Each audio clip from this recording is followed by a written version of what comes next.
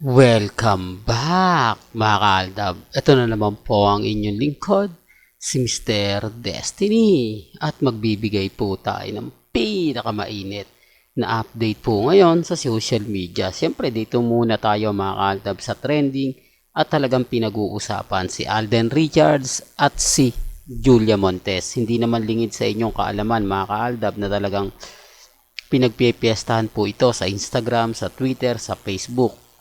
Kumbaga ilang tulog na lang nga naman po mga kaaldab, magkakaalaman na kung sino nga po ba talaga ang nagbuhat mga kaaldab. At ang issue na mga update ni Mengay sa Instagram, sa Twitter, sa Facebook na talaga naman pong pinagpepiestahan. Ngayon may latest post si Mengay sa kanyang Facebook page mga kaaldab na kung saan promotion pa rin po o endorsement. Sabi ko nga po sa inyo, doon pa lang mapapaisip na po kayo na parang may mali, di po ba? Bakit nga po ba panay endorsement ang pinopost ni Mengay? Hindi siya nagbibigay ng update, lalong-lalo na nga po pagdating kay Congressman Spotted. Ebidensya at resibo mga kaaldab na sa mga nagko-komento, sa mga nagsasabi ng ganito, nagsasabi ng ganyan, chill lang po kayo.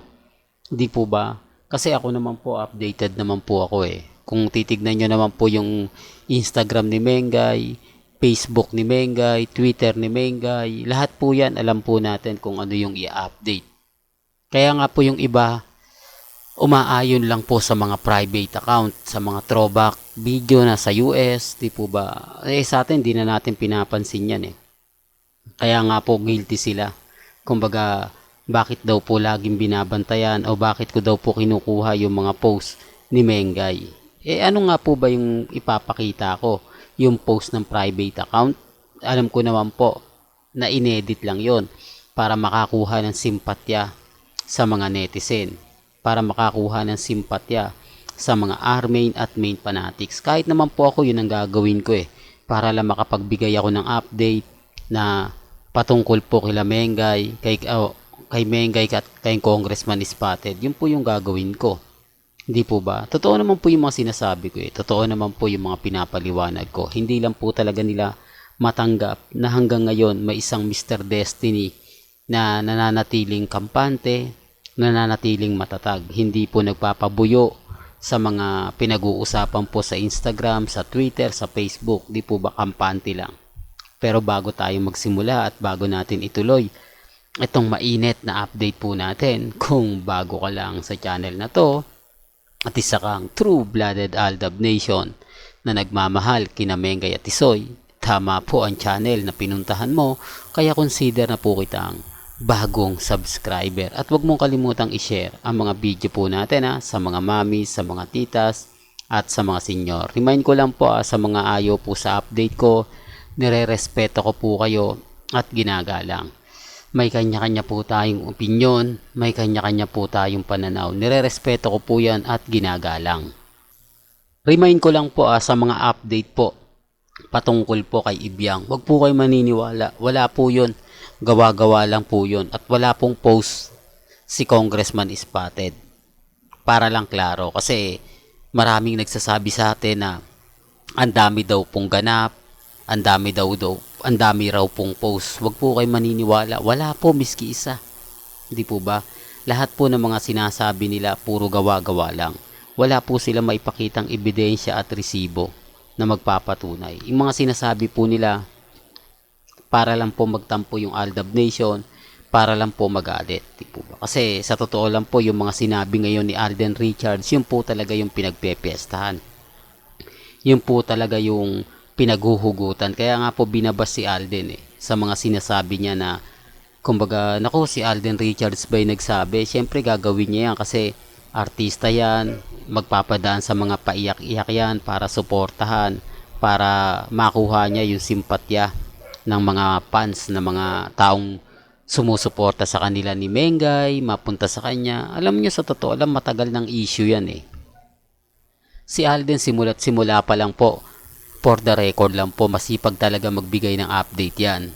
Kahit po si Sharon Cuneta nagsasabi sa kanya na kumbaga naghahanap ng mga update. Simula nun mga kaaldab, lagi nang updated si Alden. Katulad ngayon, wala po siyang ganap pero nag-gym po siya. Hindi po ba workout po ang makikita nyo kay Alden Richards, ebidensya at resibo yung mga kaganapan po ngayon. Sabi ko nga po sa inyo, yung mga nagsasabi sa akin ng, ako, fake news ka Mr. Destiny, lahat ng mga update mo walang katotohanan, hindi yan totoo, kumbaga gawa-gawa mo lang yan. Affected lang po sila sa akin. Kasi nga po ako, pag ako nagbigay ng update, 101%. Real talk to mga kaaldab, kasi ako po yung una nakakakita. Ako una yung nakakapanood, lalo na po pagdating kay Mengay at kay Alden. Kahit po kasi hindi maganda at hindi kaaya-aya, sinisilip ko pa rin po yan.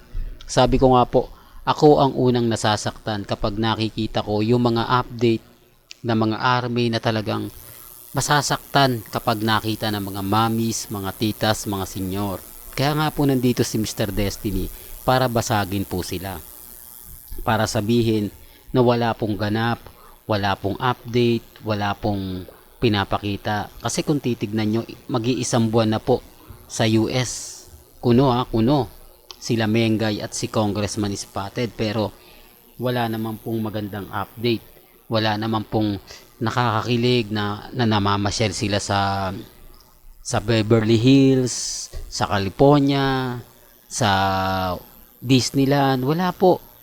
Para lang sa klaro, kung matatandaan nyo kay kay Niana at Ryzen, ano ba yan Mr. Destiny, kay Niana po at siya yung kapatid niya nasa dulo ng dila ako, hindi ko masabi. Kita nyo pag pumupunta po sila ng US, dun po agad-agad sila pumupunta sa pinakamagandang pasyalan. Pero dito nga po ba, nakita nyo po ba? Di po ba hindi? Kaya nga po bitter sila sa akin eh. Pag ako, binabasag ko po sila.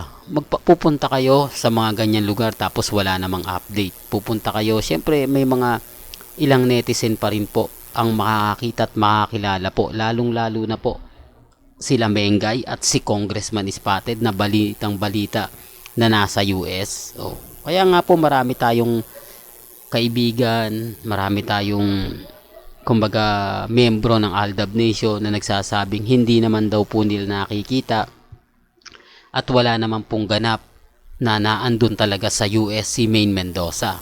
Para lang klaro, para lang po alam ng iba. Sabi ko nga po sa inyo, dito lang sa channel ni Mr. Destiny, marami na po kayong malalaman. Marami na po kayong maiintindihan, makukuhang impormasyon. Base po mga kaaldab, base po sa social media. Base po sa Instagram, sa Twitter, sa Facebook. Kaya nga po guilty sila eh. Kaya nga po kita nyo, affected sila kapag may mga bali-balita na tayo po yung nauuna at sila po yung huli. Matulad nga po ngayon, re-remind ko po kayo, latest post na naman ni Mengay sa Instagram, sa Facebook page, pagpo-promote. Tapos si Ibyang nagngangawa. Sino yung paniniwalaan po ninyo?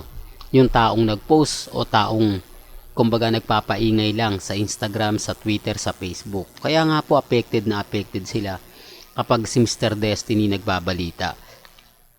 Hindi nila magawang makagawa ng mga edited picture, edited video dahil nga po binabasag natin.